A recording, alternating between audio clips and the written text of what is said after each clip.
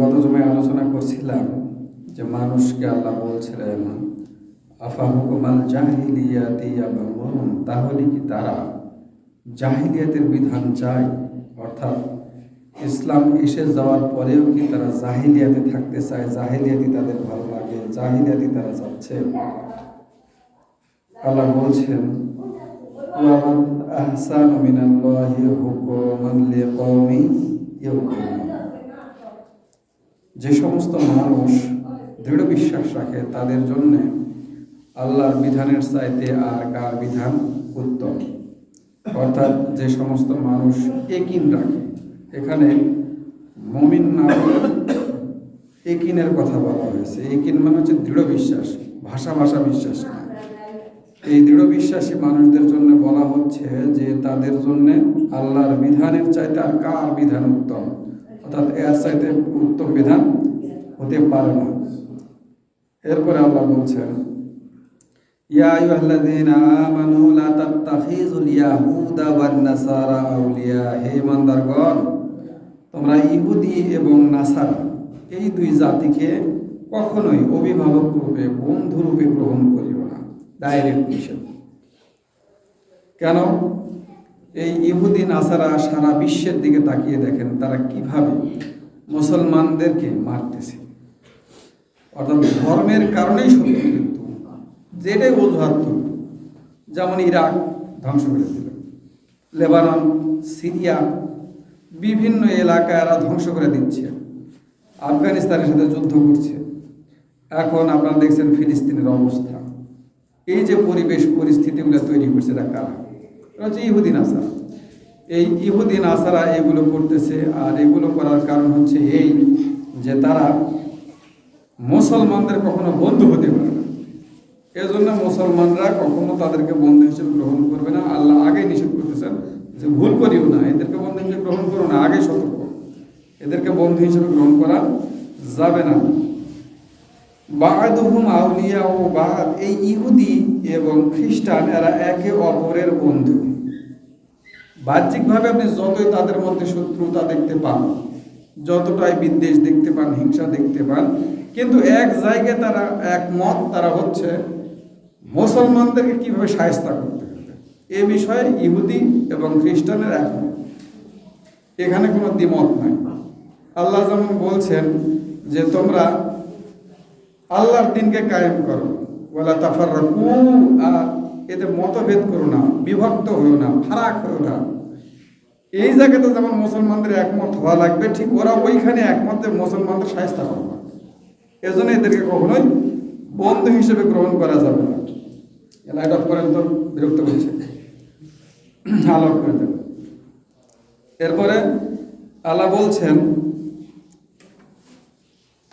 বা'দুহুম আউলিয়াউ বা'দ ওয়া মান ইয়াতাওয়াল্লাহুম মিনকুম, আর কেউ যদি তোমাদের মধ্যে থেকে তাকে বন্ধু হিসেবে গ্রহণ করে, তাদেরকে বন্ধু হিসেবে গ্রহণ করে, অর্থাৎ ইহুদি নাসারাকে বন্ধু হিসেবে গ্রহণ করে, ফাইন্নাহু মিনহুম, তাহলে সে ইহুদি নাসারাদের মধ্যেই গণ্য। কথা বোঝেন? আমি মুসলমান, আমি নামাজ পড়ি, রোজা রাখি, হজ করি, যাকাত দিই, বহু ধরনের ইসলামী আচার অনুষ্ঠান পালন করি, কিন্তু ইহুদি এবং নাসারাকে বন্ধু হিসেবে গ্রহণ করছি। এই কারণে আল্লাহ কি বললেন যে যে ইহুদি এবং নাসারাকে বন্ধু হিসেবে গ্রহণ করবে সে ইহুদি নাসারাদের মধ্যেই গণ্য। আমি কি আর মুসলমান আছি? আমি আর মুসলমান নাই, আমি ইহুদি নাসারার মধ্যে ঢুকা পড়ছি। বর্তমান বিশ্বে এই সমস্যাটাই দেখা দিয়েছে। আমরা এখান থেকে চিল্লাই না যে প্যালেস্টাইন একটা ছোট্ট জায়গা, এই প্যালেস্টাইনের চারিদিকেই মুসলমান রাষ্ট্র, মিশর, তাই না, লেবানন, আপনার সিরিয়া, সৌদি আরব, ইরান, এগুলো তো তার আশপাশে। তার মানে এই যে মাঝখানে একটা জায়গা, ছোট্ট জায়গা যেখানে ইহুদি বসতি স্থাপন করেছে, তার মানে ইহুদি তো মুসলমানদের চারিদিক, মানে মুসলমানরা চারিদিকে তাদেরকে বেষ্টন করে আসে।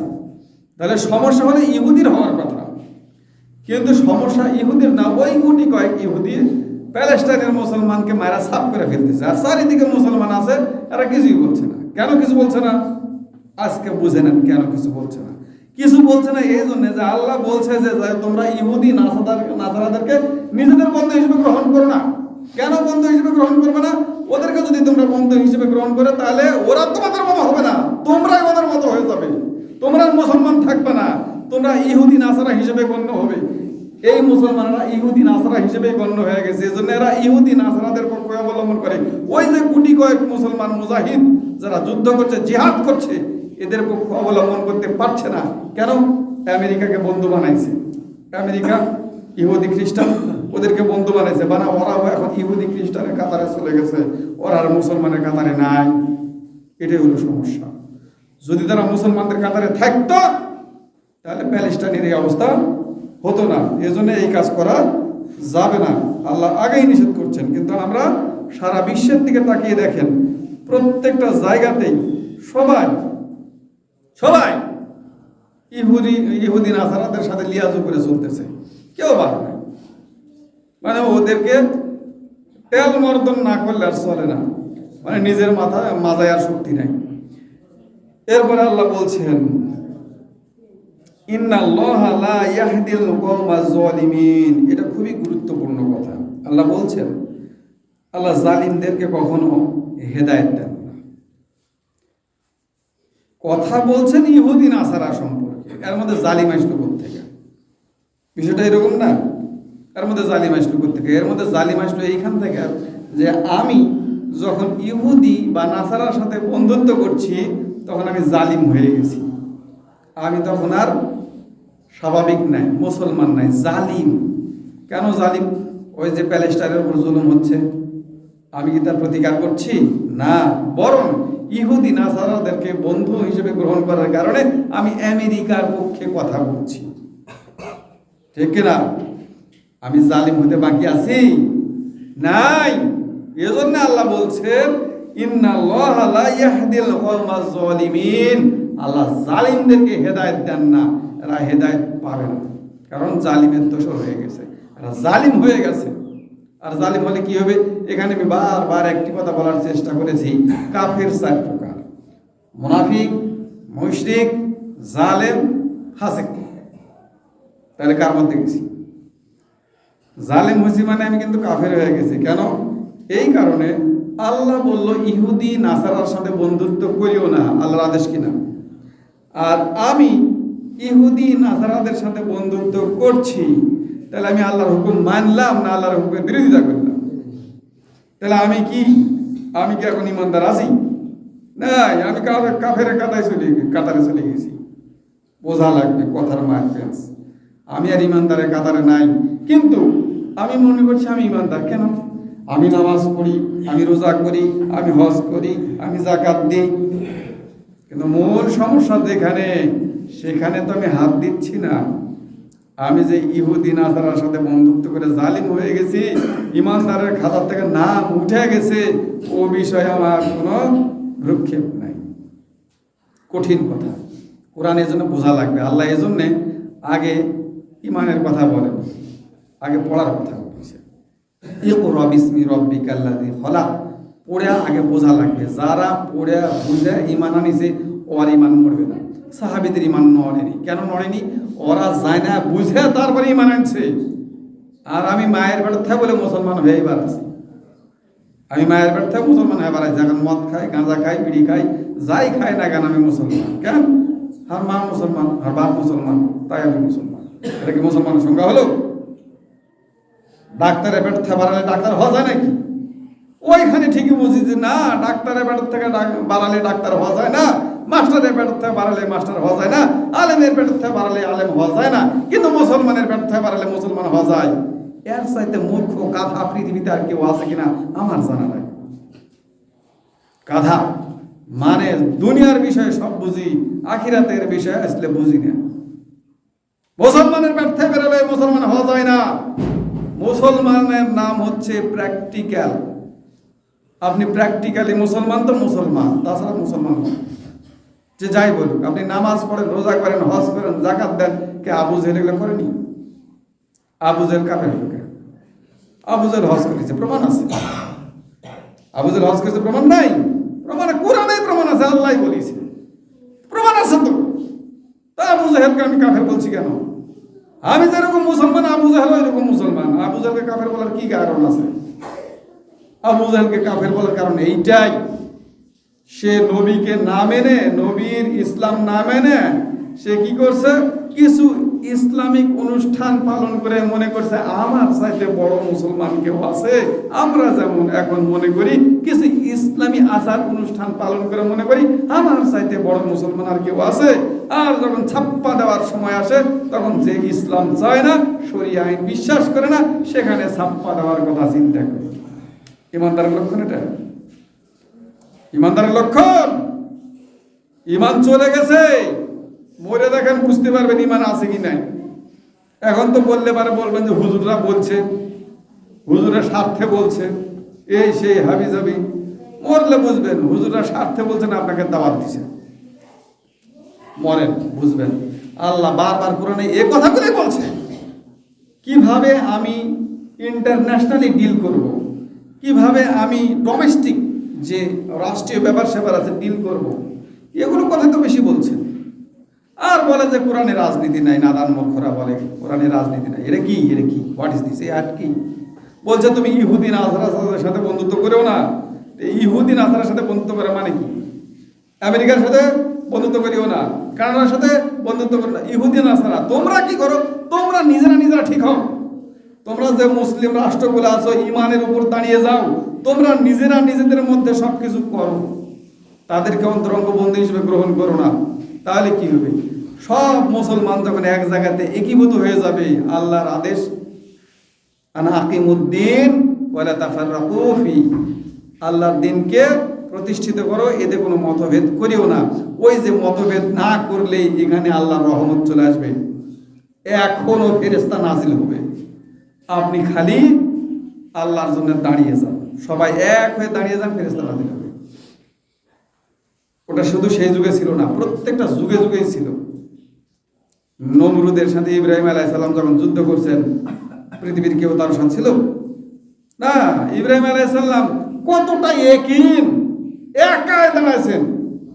নমরুদের বাহিনী, হস্তি বাহিনী, ঘোড়সওয়ার, পদাতিক সৈন্য, কত যে সৈন্য সামন্ত নিয়ে গেছে নমরুদ আল্লাহ জানে। একা দাঁড়িয়ে আছেন ইব্রাহিম আলাইহিস সালাম। কোন সাহসে দাঁড়াইছেন? আমি তো পালাবো দৌড়তে না, কিন্তু ইব্রাহিম আলাইহিস সালাম পালাননি। ইব্রাহিম আলাইহিস সালাম বলছেন, আমি একা নই, আমার সাথে আল্লাহ আছে। কে আছে? আমার সাথে আল্লাহ আছে। আর নমরুদ টিটকারি মারা বলে, ইব্রাহিম কোথায় তোমার বাহিনী, যুদ্ধ হবে তো?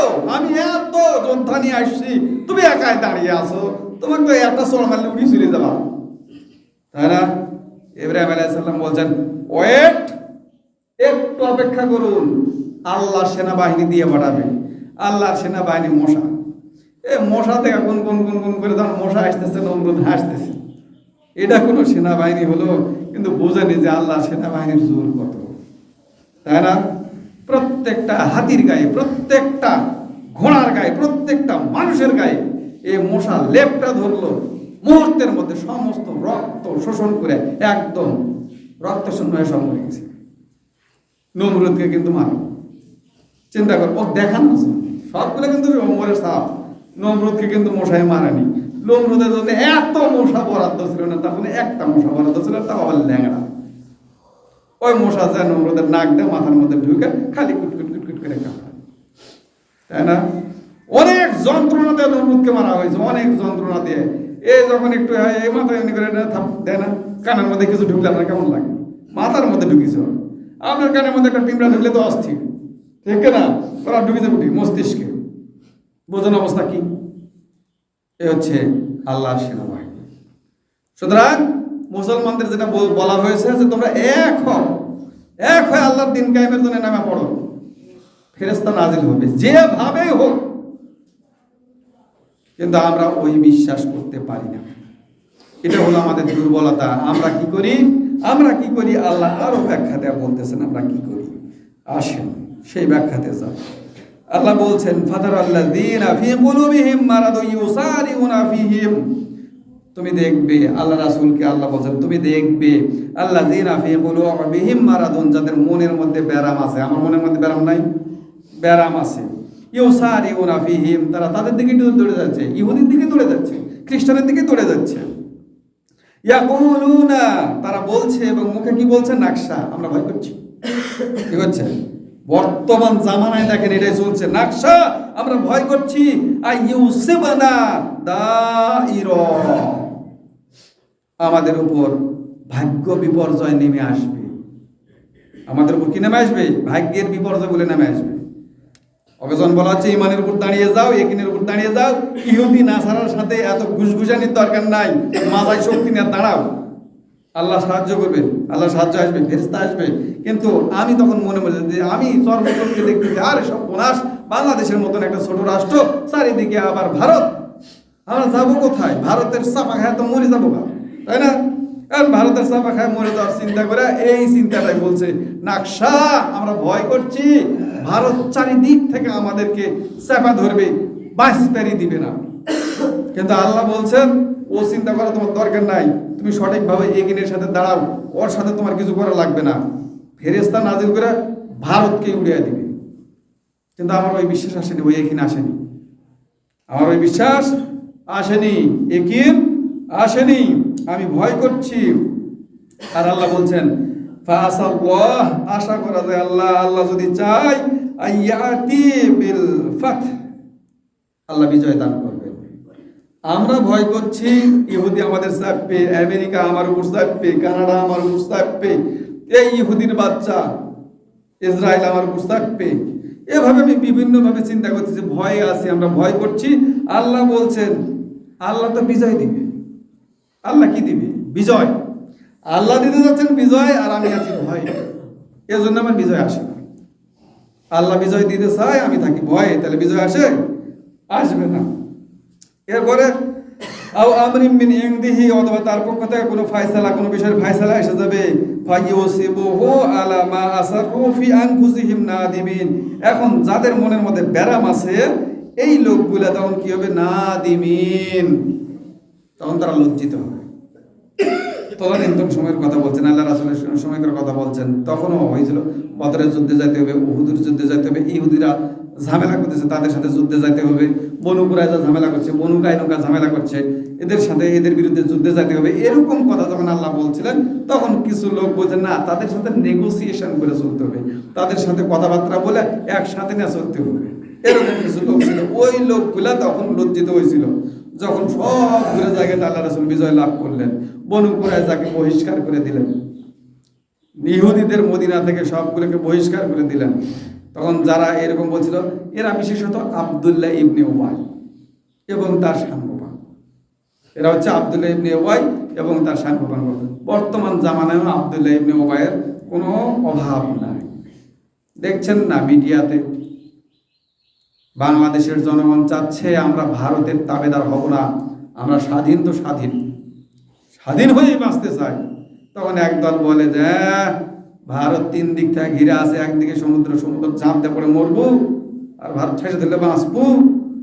তার মানে ওই কোরআনের এগুলো মানে আর ইমান আছে? নাই, ইমান গেছে গা। ওই কোরআন পড়েও দেখে আল্লাহ কিভাবে দৃঢ়তার সহিত দাঁড়াতে বলছে, মরে যান, হাতির মতন মরে যান, সমস্যা কি? মরে যান, শহীদ হয়ে যান। আপনার দুনিয়া তো টার্গেট না, আমার তো দুনিয়া টার্গেট না, টার্গেট তো আখিরাত। আমি জান্নাতে যেতে চাই। দুনিয়াতে যদি আমি 2 ঘন্টা সিংহের মতো বেঁচে থেকে জান্নাত পাই, আমি যদি শহীদ হয়ে যাই, এর চাইতে বড় সফলতা কি আছে? কেন আমাকে যুগের পর যুগ, কালের পর কাল বেঁচে থাকতে হবে? কেন? মরে যাই, আল্লাহ রাস্তায় মরে যাই, আমি তো মরে যাবো, গ্যারান্টি। আল্লাযী খালাকাল মাউতা ওয়াল হায়াতা লিয়াবলুকুম আইয়ুকুম আহসানু আমালা, আল্লাহ তো বলেছে আগে মৃত্যুর গ্যারান্টি, মৃত্যুর ফরমান জারি করলাম, তারপরে তোমাকে হায়াত দিলাম। তার মানে মরেই যাবো, তো মরে যাবো তো বীরের মতন মরে যাবো, বীরের মতন মরবো। এই যে খালেদা জিয়ার জানাজা হলো, দেখছেন কত মানুষের ঢেউ, হাদির জানাজা হলো কত মানুষের ঢেউ, সাইদি সাহেবের জানাজা হলো কত মানুষের ঢেউ। কিন্তু এই দেশেই আরো মানুষ মরেছে, 5 জন 7 জন জানাজা করেছে, লোকজন মিষ্টি বিতরণ করেছে, হয়নি? এগুলো বুঝতে হবে। বীরের মতন মরেন, মরবই তো, বীরের মতন মরবো, বীরের মতন মরবো, ইমানের সহিত মরবো, আমলের সহিত মরবো, মরেই তো যাবো। বাঁচবো নাকি? দুনিয়াতে থাকতে আসছি নাকি? থাকতে আসিনি। কিন্তু কেন আমি ভয় করছি? কিসের ভয় আমার? কিসের ভয়? জানের ভয়। কেন জানের ভয় করবেন? জান তো আল্লাহ দেওয়া, আল্লাহর জিনিস আল্লাহর পথে দিয়ে দিয়ে দিব, আমার কেন এত টানে ধরা? আল্লাহর জিনিস আল্লাহর মধ্যে দিয়ে দিব। আল্লাহর জিনিসের উপরে এত কেন মায়া? মায়া করতে না, মায়া করবেন তো ঠকবেন। হাদি যদি মায়া করতো, হাদির ছেলেটাকে দেখছেন এখন কত ছোট্ট, একটাই ছেলে, ছোট ছেলে। সে কি বলেছিল যে আমি যদি এভাবে আন্দোলনে যাই, এত আন্দোলন করি, আমাকে মেরে ফেলবে, আমার ছেলেটা এদিন হয়ে যাবে? কোনোদিন পাবেনি। বরং তার ওই সাক্ষাৎকারও আছে, তার ছেলেকে নিয়েও কথা বলছে, তার ছেলেকে নিয়েও কথা বলছে। দেখবেন হাদির অনেকগুলো ভিডিও আছে, আপনি দেখবেন তাকে হাদিয়ে কেন মারা হলো, তার ভিডিওগুলো দেখলে বুঝতে পারবেন। তার এক নম্বর কারণ হলো হাদি ছিল তার মূল থিম ছিল যে বাংলাদেশে যে বয়ানগুলো চলতেছে, যেগুলো স্ট্র্যাটেজি তৈরি করা হয়েছে যে এরা রাজাকার, এরা দেশ বিরোধী, এই সেই, বলছে না এগুলো চলবে না, এগুলো বয়ান চলবে না, এগুলো ইন্ডিয়ার বয়ান, ইন্ডিয়ার বয়ান চেঞ্জ করতে হবে। কেন রাজাকার কবে হলো? 71 সালে। কেন 71 সালে আপনি কয়দিন সংগ্রাম করেছেন? অথচ আমার এই বাপ দাদারা ইংরেজদের বিরুদ্ধে 190 বছর লড়াই করেছে, সেই ইতিহাস কই? 1857 সালে সিপাহী বিদ্রোহ হয়েছে, ফকির বিদ্রোহ হয়েছে, ফরাইজি আন্দোলন হয়েছে, কই সেগুলো ইতিহাস? কই সেগুলো? কি হারিয়ে গেছে? আমার বাপদাদারা কত আন্দোলন করেছে, সেগুলো আপনার চোখে ধরে না, মনে পড়ে না? সেই আন্দোলনগুলোকে আপনি তলা দিয়েছেন খালি রাজাকার রাজাকার রাজাকার করে। খালি মনে হয় যে 71ই আছে, 72, 73, 74 এদিকেও কোনো ইতিহাস নাই, তার আগেও কোনো ইতিহাস নাই। এগুলো ভারতের, ইন্ডিয়ার চাল। এই ইন্ডিয়ার চাল থেকে বের হওয়ার জন্য হাদি বলছে এই বয়ানগুলো পরিবর্তন করতে হবে। 1947 থেকে শুরু করেন, 47 কেন হলো সেটা আগে দেখেন। 47-এ যে আমি পাকিস্তান পেয়েছিলাম, কেন পাকিস্তান পেয়েছি? এই পাকিস্তান পাইতে আমাকে 190 বছর লড়াই করতে হয়েছে। কয় পিড়ি গেছে, কয় পিড়ি গেছে 190 বছর লড়াই করতে? কত মানুষ নিহত হয়েছে আপনি জানেন? কত মানুষকে, কত আলেম ওলামাকে ধরে গাছে ঝুলিয়ে রেখেছে এই ব্রিটিশ সরকার, ইস্ট ইন্ডিয়া কোম্পানি, আপনি জানেন? সেই ইতিহাস কই? জানেন না তো। ওই ইতিহাস আমাদের কাছ থেকে মুছে ফেলা হয়েছে। বীরের জাতিকে 5টা গোলামে পরিণত করা হয়েছে খালি 71 করে। কেন? সেই ইতিহাস দরকার। এটাই হলো হাদির অপরাধ। হাদি বলেছিল আমি 190 বছরের ইতিহাস আগে দেখতে চাই।